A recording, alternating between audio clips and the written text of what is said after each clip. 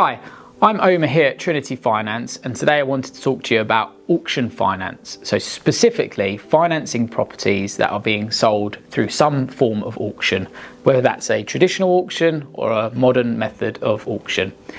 So if you're here on this page, maybe you're considering purchasing a property at auction, could be your first time, or perhaps you are a more experienced investor that has purchased at auction before and is just looking at different potential financing options for one of the properties that is going to be sold at auction. Now, I specialise in auction finance here, and I funded many auction transactions as well as buying several properties from auction myself. So I'm well versed in auction transactions, the legalities of buying a property at auction and how to fund them. So this is a wide topic, but it does depend really on what type of property you're looking to buy. Auction houses in the UK, they sell all types of property. They sell residential homes for people to live in. They sell buy-to-let tenanted investments that already have tenants living in residential property. They sell development sites for people to build on land. They sell greenbelt agricultural land, and they also sell things like commercial properties, whether that be retail units or industrial units. So depending on what type of asset that you're looking to buy at auction, the funding does change based on that. So that's the first thing we need to establish is, what are you actually looking to purchase at auction? Now, if this is a residential property that you're looking to purchase at auction, I will start by saying that there needs to be caution in this sector. Buying a property at auction can be, not always, but can be a very dangerous way of acquiring a property if you don't know what you're doing. Auction houses typically will sell a property under the hammer. When the hammer falls and you secure the property and you are the highest bidder, you are expected to complete in 20 working days or 28 normal days. So you've got less than a month to be able to buy the property and come up with the funding. When the hammer falls, you have actually exchanged contracts. And so at that point, it has already become legally binding. You cannot just decide that you don't want to purchase the property. And if you do decide to go down that road, you will forfeit your deposit and you will potentially be sued for something called detrimental loss, whereby you can get yourself into a lot of trouble. So if you're looking to purchase a property at auction, get advice from specialists that understand the auction process, and that will be speaking to specialist mortgage advisors, a legal expert that knows how to review a legal pack and give you advice around the tenure of the property and the title and looking through the legal pack for you. And also, without a doubt, having a survey done on the property to make sure it's structurally sound and there aren't any things that you've missed. So you're geared up to buying a property at auction, you've found something that you like. What are the next steps for you?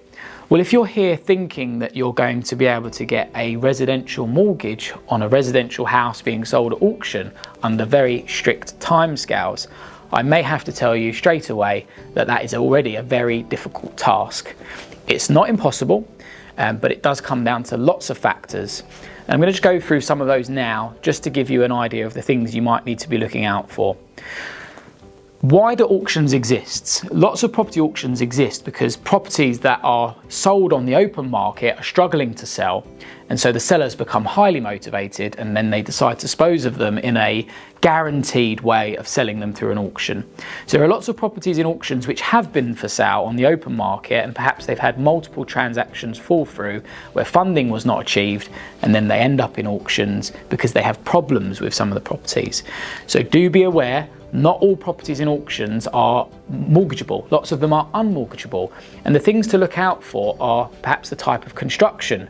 So you could have concrete construction or ex-local authority flats in tall high-rise buildings where the majority of the ownership of the flats is all owned still by the council. You could have very low lease flats whereby they are unmortgageable. Sub 80 years can be difficult to mortgage on leasehold flats. You could have uninhabitable properties whereby there is no kitchen, no bathroom, no central heating. Or you could simply have a fire damaged property with no roof, and these properties cannot achieve a standard residential mortgage. So your first step is to establish, is the security, is the property you want to buy mortgageable?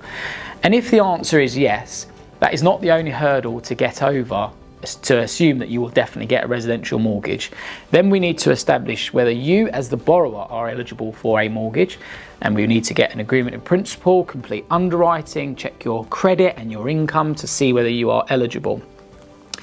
The next issue, which a lot of people overlook when buying a property at auction, are any legal issues. These will not appear transparent on face value. When you see a property advertised in an auction catalogue, you may not see that there are legal issues with the property, which could potentially mean you may go submit a mortgage, get a mortgage agreed, even subsequently get a mortgage offer on a property, but when it's then passed through the legal process, there can be things that come up, defects in the title, restrictive covenants and various other things in the title which mean you then can't get a mortgage. A particular example of this is if you're buying a property that is being subsold, also known as a back-to-back transaction, whereby there is somebody exchanging with a delayed completion and you are not aware of that, and the property is being traded at auction, you may find it very difficult to obtain a mortgage. So I may have scared you and put you off a little bit trying to get a residential mortgage on an auction property, and that's not my intention. It's here to give you caution in looking into this in a lot of detail. The last thing I want you to do is forfeit your deposit and have some legal ramifications after that. But it is possible under some circumstances to arrange a mortgage on an auction property. I have done that myself. I've bought a property with a mortgage on an auction transaction in less than 28 days and it all went through fine. But I checked everything to make sure that the property was mortgageable, the title was good, the solicitor was happy, the surveyor was happy, and it all went through. So this leads me on to the next point, which is about having a backup plan. Now, if you find a property and you want to buy it, and you don't have a backup plan and all your eggs are in one basket, which is that you potentially have a small deposit, you want to get a residential mortgage for your first property, I would probably tell you not to go ahead and do that. If you have a backup plan, which is some additional funding, perhaps a bridging loan or family members that can also assist you, then that is a safer way of knowing if you have a problem obtaining the mortgage on this property, that you can fall back on another solution so that you don't lose your deposit and you can still continue to purchase this property. So backup plans for me are so important. Now I'm going to give you a few tips if you're looking at auction properties on the things that you need to do. The first thing is always view the property in person. Don't rely on pictures on auction catalogues. Don't rely on somebody else viewing it for you. Don't rely on a video that someone has taken walking around the property or a virtual tour. Get yourself to the property and physically look at it in person. You will be surprised what you will see that is not transparent in photos. That could be cracks that point to subsidence. It could be Japanese knotweed in the rear garden causing mortgage problems. It could be holes in roofs. It could be pest infestations. There's lots of reasons why you should view the property in person and just to see if it's actually something that you're interested in. So don't rely on third parties and get into the property and view it yourself. The second would be to review the legal pack, which are the legal documents that the seller will upload to the auction site as early as possible. Too often than not, people leave it right until the auction day or before to start looking at the legal pack. And that is very dangerous because there's not enough time for a solicitor to review the title documents, the searches, the inquiries, the property information forms, the auction special conditions and various other legal documents that are in the legal pack, and to give you a report on the title so you can feel comfortable in what you're buying. If you're reviewing the legal pack on the night before the auction and you're not a seriously expert auction investor already, then I would probably tell you to not go ahead and bid on the property.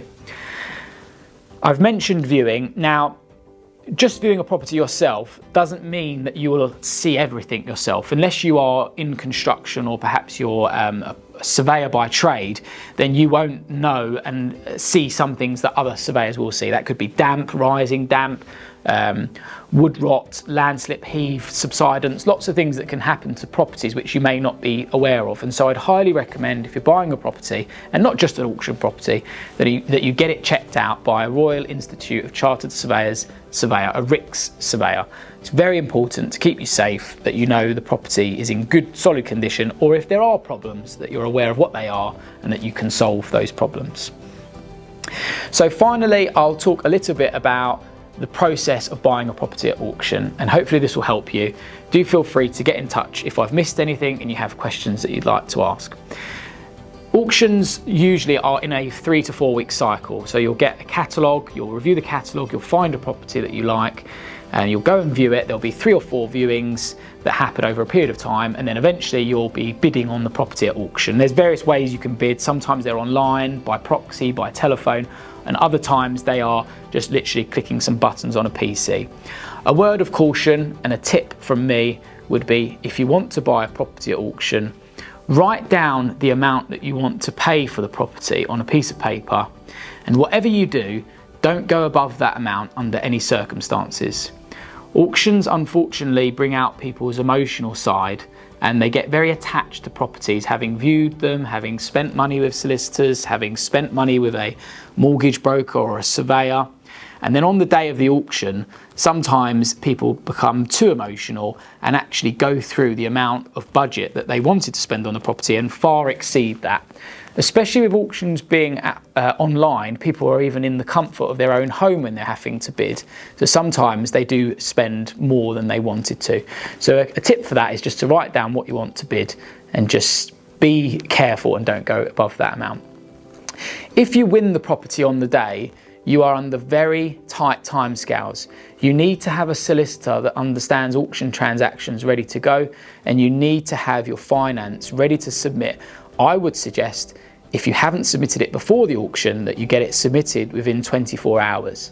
So the timescales are very important, that you're moving quickly, and you need to know what your process is. And so that is a conversation with an advisor, with the auction house, and with other people advising you, so that you can ensure you move quickly throughout the transaction.